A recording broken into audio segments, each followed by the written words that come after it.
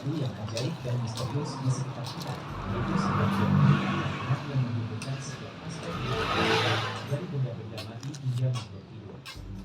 Di sepanjang peradaban manusia, berbagai kebudayaan dan tradisi telah berupaya memahami dan menjelaskan fenomena ini. Meskipun Maka pendekatannya laptop bervariasi, dari filsafat spiritual hingga ilmu fisika, ada sejumlah prinsip dasar yang sering muncul sebagai pemahaman. Video ini akan mengungkap beberapa hukum alam semesta yang mungkin tak banyak disadari sebagian besar manusia. Hukum-hukum ini sebenarnya telah ada sejak awal waktu, membimbing kita melalui setiap langkah, setiap keputusan, dan setiap hal yang kita lakukan.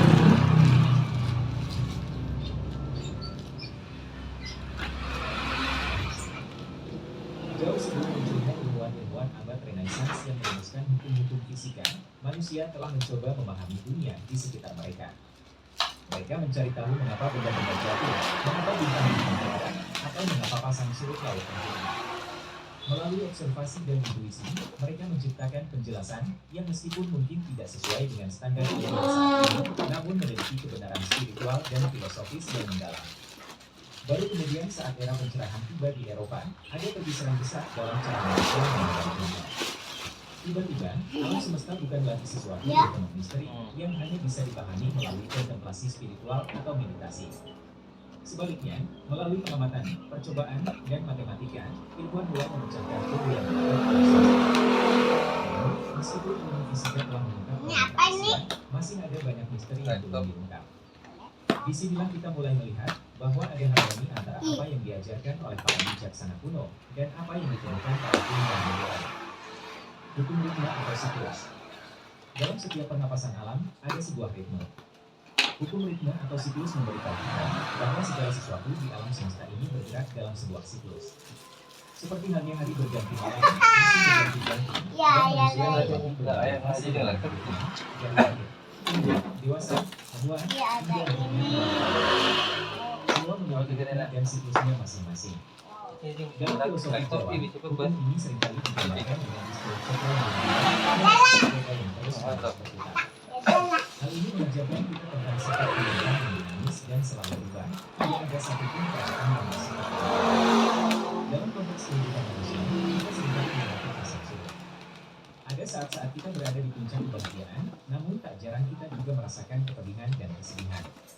Namun dengan memahami hukum ritme ini, kita diajarkan untuk selalu memiliki perspektif yang positif, bahwa segala kesulitan pasti ada kemudahan. Saat kita berada di dasar jurang keputusasaan, kita harus ingat bahwa kita juga memiliki potensi untuk menuju ke puncak kebahagiaan. Lebih lanjut, hukum ritme juga mengajarkan kita tentang pentingnya kesabaran. Seperti seorang petani yang menanam benih dan menunggu dengan sabar hingga tanaman tersebut tumbuh dan berbuah, kita juga harus memiliki kesabaran dalam menghadapi proses kehidupan. Kita tidak bisa memaksakan kehendak agar sesuatu terjadi sesuai dengan keinginan kita, namun kita harus mengikuti ritme alam dan menunggu saat yang tepat. Hukum getaran. Ketika Anda melemparkan batu ke dalam danau, Anda dapat melihat gelombang getaran menyebar dari titik tinta dan mengenai seluruh permukaan danau. Semua hal dalam alam semesta, dari partikel subatomik terkecil hingga bintang-bintang di langit, semua bergetar. Getaran ini tidak hanya terjadi dalam tingkatan fisik, tetapi juga pada tingkatan energi, emosi, dan pikiran. Para ilmuwan telah menemukan bahwa benda-benda diam, seperti meja atau batu, sebenarnya terdiri dari partikel-partikel yang bergetar dengan sangat cepat, sehingga indera kita menganggapnya sebagai benda padat. Dalam skala yang lebih besar, ini juga bergetar saat bergerak mengelilingi matahari, dan semua galaksi bergetar saat bergerak melintasi alam semesta. Setiap getaran memiliki frekuensinya sendiri, yang dapat dianggap sebagai tanda pengenal khas dari objek atau energi tersebut. Dua objek atau energi dengan frekuensi yang sama akan cenderung beresonansi, atau dengan kata lain, saling memperkuat getarannya. Ini bukan hanya konsep fisika, namun emosi dan pikiran kita juga memiliki frekuensinya sendiri. Salah satu yang kita sukai dari hukum getaran adalah kemampuan kita untuk mengubah frekuensi getaran kita. Dengan memahami ini, kita memiliki kekuatan untuk menarik situasi, orang, dan pengalaman yang sesuai dengan frekuensi getaran kita. Dalam konteks praktis, ini berarti kita dapat secara aktif menciptakan dunia kita sendiri dengan mengatur segelnya jadi frekuensi pikiran dan emosi udah kita. sobek dari tadinya ininya tuh. Hukum jaga bukan hanya berbicara mengenai jenis kelamin laki-laki, Segelnya dasar yang bergerak Bengkelnya udah sobek. Dua energi ini seringkali dikenal sebagai energi divine maskulin dan feminin atau yin and yang adalah dua aspek fundamental dari keberadaan yang saling melengkapi. Setiap individu, tidak peduli laki-laki atau perempuan, memiliki kedua energi ini dalam dirinya. Energi maskulin berkaitan dengan aspek-aspek eksternal, berorientasi pada tindakan, logika, dan rasionalitas. Energi ini mendorong kita untuk beraksi, memimpin, dan mengambil keputusan. Sementara energi feminin berorientasi pada perasaan, intuisi, emosi, dan penerimaan. Energi ini mendorong kita untuk merasakan, merenung, dan menerima. Untuk mencapai keseimbangan dalam hidup, seseorang harus mengintegrasikan dan menyeimbangkan kedua energi ini dalam dirinya. Keseimbangan ini memungkinkan seseorang untuk merasakan dan bertindak dengan kesadaran penuh, mengambil keputusan yang berasal dari kedalaman intuisi, sekaligus kejelasan logika. Dalam filosofi modern, keseimbangan energi ini dilihat sebagai pertemuan antara Brahma sebagai divine feminin dengan Lingga sebagai divine maskulin. Energi Kundalini, yang sering dianggap sebagai energi spiritual yang tertidur di dasar tulang belakang, dapat bangkit dan menyatu dengan Atman saat energi maskulin dan feminin bersatu. Mereka akan merasa lebih selaras dengan dunia sekitar mereka, membuat keputusan yang lebih bijaksana, merasa lebih puas dan damai dalam hidup mereka. Hukum sebab dan akibat. Bila Anda melakukan bola di lapangan, itu akan mengambil kembali Anda. Ini adalah representasi sederhana dari hukum aksi dan reaksi yang ada di dalam semesta. Hukum sebab dan akibat berfungsi dengan prinsip yang sama, yakni setiap tindakan memiliki reaksi yang setara dan berlawanan. Kita sering menyaksikan hukum sebab dan akibat dalam hidup. Ketika kita menyebabkan sesuatu terjadi, ada akibat yang timbul dari tindakan tersebut. Pada tingkat dasar, jika kita mendorong pintu, itu akan kita. Tetapi hukum ini berlaku untuk lebih dari sekedar interaksi fisik, namun berlaku juga untuk emosi, pikiran, dan tindakan kita. Alam semesta terhubung dengan cara yang rumit. Setiap tindakan kita, baik disengaja maupun tidak, memicu serangkaian reaksi yang dapat menimbulkan kita dan orang lain, kemudian berakhir juga pada kehidupan kita. Kita bukan hanya korban keadaan, namun kita adalah pembuatnya. Hukum sebab dan akibat mengajarkan kita bahwa kita memiliki kendali atas nasib kita sendiri. Setiap tindakan, kata, atau pikiran kita bisa memicu reaksi di alam semesta yang lebih luas. Hukum korespondensi. Kita semua tentunya pernah mendengar bahwa di atas langit masih ada langit.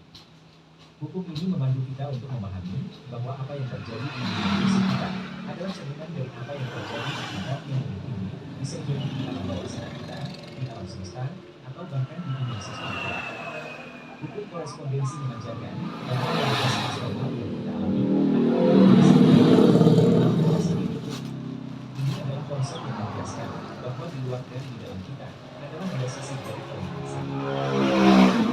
Keadaan pikiran dan emosi kita mempengaruhi bagaimana kita memandang dunia, dan sebaliknya, apa yang kita alami di dunia fisik juga mempengaruhi. Misalkan Anda pernah merasa bahwa saat Anda bangun dengan mood yang buruk, sepanjang hari tambahkan hal negatif.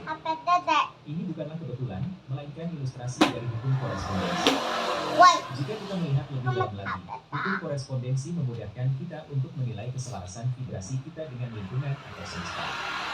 Jika hidup kita terasa tak beraturan, itu tandanya getaran atau vibrasi kita tidak selaras dengan energi cinta kasih alam semesta.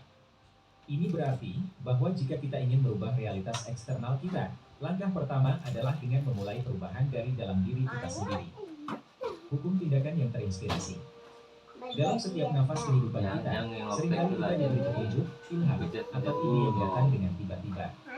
Hukum ini mengajarkan kita bahwa inspirasi dan ide-ide cemerlang tidak datang begitu saja. Mereka mengajar ketika kita berada dalam keadaan yang selaras dengan diri kita yang sejati, kesadaran murni, atau yang sering disebut dengan sumber ilahi. Bagaimana kita bisa mencapai keadaan selaras tersebut? Pertama, adalah dengan mempraktikkan gaya hidup yang tenang. Luangkanlah waktu untuk diri sendiri, entah itu dengan bermeditasi, berdiam diri, atau sekadar duduk santai sambil menikmati secangkir kopi, dan mulailah memikirkan pertanyaan yang jawabannya tidak bisa Anda cari secara online atau bertanya kepada orang lain. Kedua, melakukan segala sesuatu dengan penuh perhatian. Dengan sepenuh hati meresapi setiap momen, kita akan lebih mudah menangkap inspirasi yang muncul. Dengan begitu, kita bisa membedakan antara ilham yang benar-benar berasal dari sumber ilahi dengan yang hanya dari berpikiran semata ataupun sekedar mencontoh orang lain. Namanya saja hukum tindakan yang terinspirasi, berarti yang paling penting dari hukum ini adalah tindakan. Tidak ada gunanya jika inspirasi tidak diikuti dengan tindakan yang konkret. Misalnya, seseorang mendapatkan ilham untuk menulis buku tertentu. Jika ia hanya terus-menerus berpikir tentang ide tersebut tanpa mulai menulis, maka buku itu tidak akan pernah menjadi kenyataan. Saat kita membiarkan diri kita untuk melakukan tindakan yang terinspirasi, kita membuka pintu bagi berbagai kemungkinan. Hal-hal yang sebelumnya tampak mustahil, perlahan bisa menjadi kenyataan hanya karena satu tindakan nyata. Hukum polaritas. Di alam semesta ini, segala sesuatu selalu memiliki dua titik yang saling berlawanan atau yang sering disebut dengan dualitas, panas dan dingin, malam dan siang, senang dan sedih, hidup dan mati. Dualitas ini juga tampak dalam kehidupan kita sehari-hari, seperti dalam interaksi sosial, emosi, bahkan dalam cara kita berpikir. Polaritas tidak hanya berfungsi sebagai dua keadaan yang berlawanan, tapi juga sebagai dua sisi dari spektrum yang sama. Panas dan dingin adalah dua ujung spektrum suara, senang dan sedih adalah dua ujung spektrum emosi, begitu juga dengan konsep-konsep lainnya. Dalam perjalanan kehidupan, seringkali kita merasa terpaku pada satu titik dan melupakan bahwa kutub yang lainnya juga memiliki peran penting dalam hidup kita. Dalam konteks emosional, misalnya, kita seringkali merasa bahwa kita harus selalu bahagia dan menghindari kesedihan. Padahal, keduanya adalah bagian yang tak terpisahkan dari pengalaman manusia. Tanpa merasakan sedih, kita tidak akan mengerti nilai dari kebahagiaan. Anda tidak akan merasakan dalam konteks ini, hukum kualitas mengajarkan kita untuk menerima segala sesuatu dalam hidup ini sebagai suatu keseluruhan yang harus ada dan saling melengkapi. Hukum tabur tuai dan kompensasi. Sebagai salah satu hukum alam semesta yang paling sering diterapkan dalam kehidupan manusia, hukum tabur tuai biasanya kita. Dalam hukum ini, setiap tindakan yang kita lakukan, setiap kata yang kita ucapkan, atau bahkan pikiran yang kita miliki, adalah benih yang kita tanam di dalam kehidupan kita. Dan seperti benih yang tumbuh menjadi tanaman, apa yang kita tanam, itulah yang akan kita panen. Ini mungkin terdengar sederhana, namun memiliki implikasi mendalam dalam hidup kita. Dengan memahami hukum ini, kita diajak untuk lebih berhati-hati dalam atau ucapan kita, memastikan bahwa apa yang kita tabur akan menghasilkan sementara hukum tabur tuai berbicara tentang apa yang Anda tanam itulah yang Anda tuai. Hukum kompensasi menggali lebih dalam tentang bagaimana semesta memberikan atas tindakan kita. Setiap perbuatan baik yang kita lakukan, misalnya menolong hewan yang tenggelam tanpa mengharapkan balasan dari mereka, maka alam semesta akan memberi kita kompensasi yang tak terduga. Hal itu bisa berupa berkah, kebahagiaan, kedamaian, atau bentuk lain dari keberkahan yang melekat pada kita.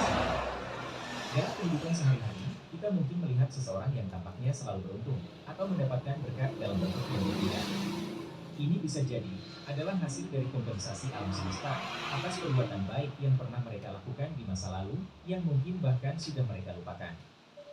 Hukum tarik-menarik dan daya tarik. Hukum tarik-menarik bekerja pada prinsip sederhana yang kuat, yaitu apa yang serupa dengan kita akan tertarik dengan sendirinya. Bayangkanlah sebuah magnet yang memancarkan putaran tertentu, dan apa yang sesuai dengan putaran itu akan mendekati magnet tersebut. Ketika dan bertindak dengan cara tertentu, kita memancarkan putaran atau frekuensi tertentu ke alam semesta. Hukum tarik-menarik kemudian memastikan bahwa kita mengalih situasi dan orang-orang yang memiliki frekuensi yang sama. Oleh karena itu, jika kita berpikir dan merasa positif, kita akan menarik kejadian dan situasi yang positif ke dalam hidup kita.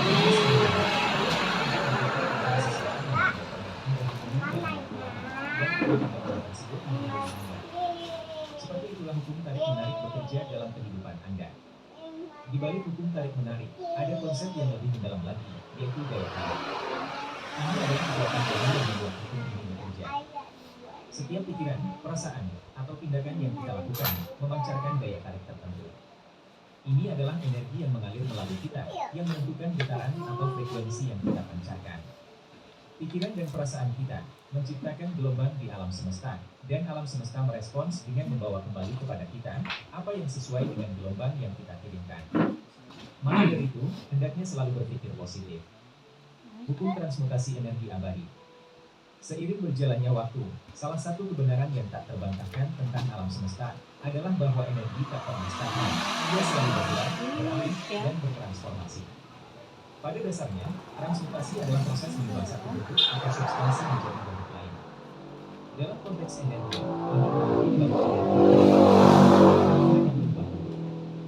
Hukum kekekalan energi dalam fisika juga mendukung gagasan ini, yang menyatakan bahwa energi tidak bisa diciptakan atau dihancurkan, hanya bisa berubah bentuk. Setiap perasaan, pemikiran, atau emosi yang kita miliki adalah manifestasi energi. Ketika kita merasa bahagia, kita mengeluarkan vibrasi positif, dan ketika kita merasa sedih atau marah, kita mengeluarkan vibrasi yang berbeda. Yang ngirimnya banget sih. Meskipun energi akan berubah dengan sendirinya, kita memiliki kemampuan untuk mengarahkan proses tersebut. Artinya, Ada kita bisa kucing. memiliki positif atau sebaliknya. Contohnya, ketika menghadapi situasi yang menantang, kita bisa memilih sisi positifnya, dan dengan demikian, hal itu akan mengubah energi negatif dari situasi tersebut menjadi energi positif. Naon? Hukum relativitas. Hukum ini mencerminkan kebenaran bahwa setiap situasi, peristiwa, atau fenomena di dunia ini bersifat relatif, tergantung pada lensa dengan mana kita melihatnya. Setiap kenyataan memiliki arti yang berbeda bagi setiap individu, tergantung pada bagaimana mereka membandingkan dan memaknainya dalam konteks pengalaman pribadi mereka. Relativitas tidak hanya berarti sebagai relatif dalam artian fisik, tetapi juga dalam artian emosional dan psikologis. Sebagai contoh, apa yang dianggap sebagai tantangan bagi seseorang mungkin dianggap sebagai kesempatan bagi orang lain. Situasi yang sama dapat memberi rasa sukacita bagi satu individu, sekaligus bisa menjadi sumber kesedihan bagi individu lain. Persepsi kita tentang realitas terbentuk oleh berbagai faktor seperti pengalaman masa lalu, budaya, nilai-nilai, dan kepercayaan. Sebagai akibatnya, kita mungkin melihat dunia dari sudut pandang yang berbeda dengan situasi yang sama.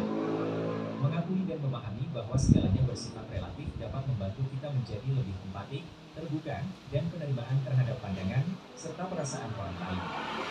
Hal ini memungkinkan kita untuk membandingkan dengan dalam dan mengambil keunikan setiap pengalaman. Hukum kemanunggalan ilahi. Hukum ini mengajarkan kita tentang kesatuan antara manusia dengan alam semesta, atau yang lebih spesifik, kesatuan manusia dengan keberadaan Tuhan atau sumber energi ilahi. Seperti halnya jaringan yang terhubung tanpa henti, atau gelombang air yang tak pernah terputus, setiap individu merupakan bagian dari keseluruhan yang lebih besar, yaitu sebuah kemanunggalan dengan sumber kehidupan yang tak terbatas. Kemanunggalan ilahi menggambarkan ide bahwa tidak ada pemisahan sejati antara manusia dan keberadaan ilahi. Semua entitas, baik yang tampak maupun yang tak tampak, berasal dan terhubung ke satu sumber yang sama. Di banyak kebudayaan dan tradisi spiritual, konsep ini dikenal dengan berbagai istilah, seperti Tao dalam Taoisme, Brahman dalam Hinduisme, atau Allah dalam Islam. Ketika kita memandang bintang-bintang di langit malam, kita sebenarnya sedang melihat cerminan dari diri kita sendiri. Bukan hanya secara metaforis, tetapi juga secara harfiah.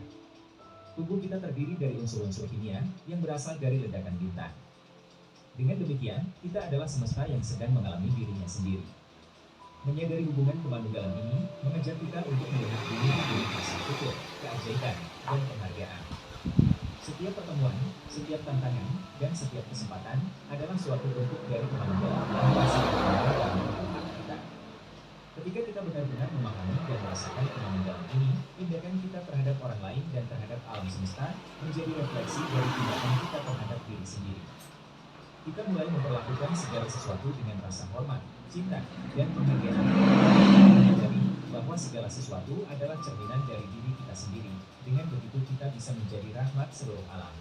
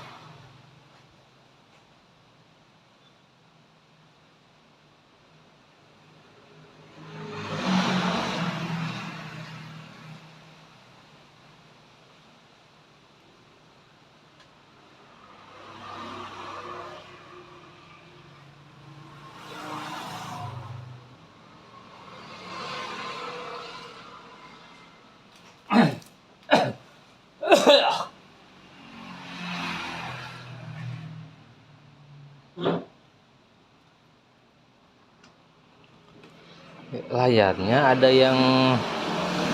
yang berkedip tuh. Jadi layarnya suka berkedip-kedip, itu sangat mengganggu tuh. Kalau kita pakai pasti sangat mengganggu itu. Jadi nggak tahu tuh, dari sini juga kelihatan tuh barusan ada kedip-kedip gitu. Jadi itu lumayan mengganggu. Jadi di layarnya ada kedip-kedip.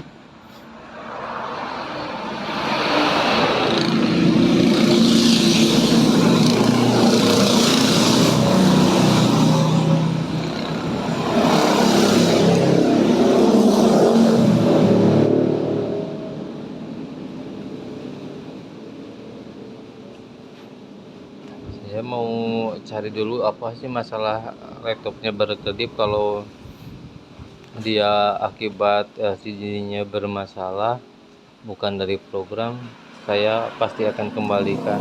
Soalnya resikonya sih besar. Masa laptopnya kedip-kedipan.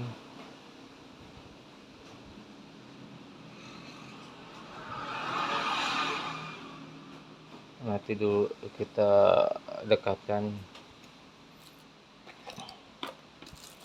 dilihat pas kedipnya ya.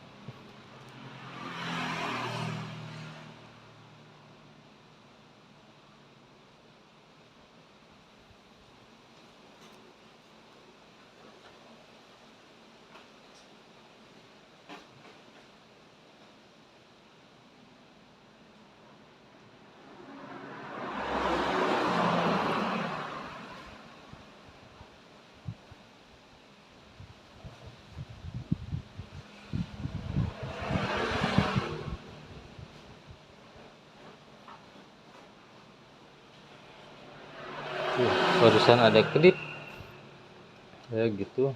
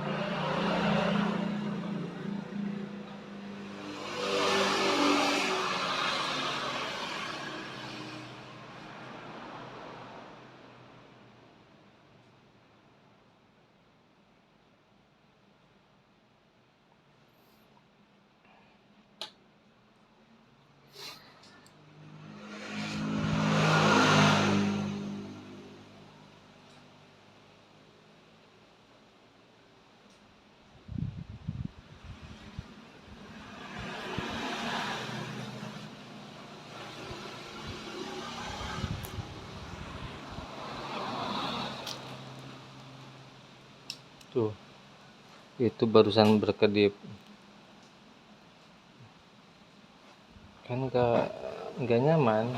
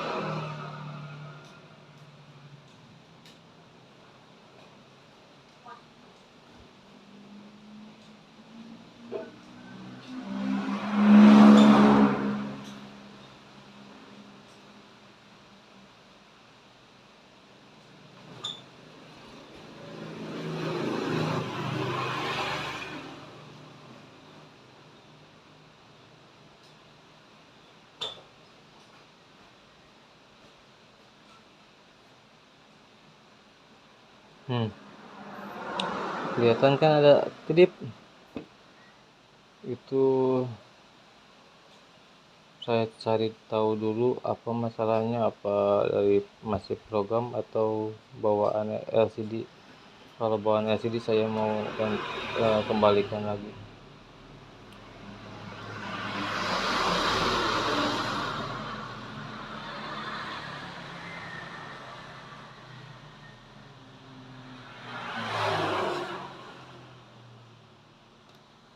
Tuh. Itu kan nggak benar no. Itu mah LCD yang kayak gitu mah.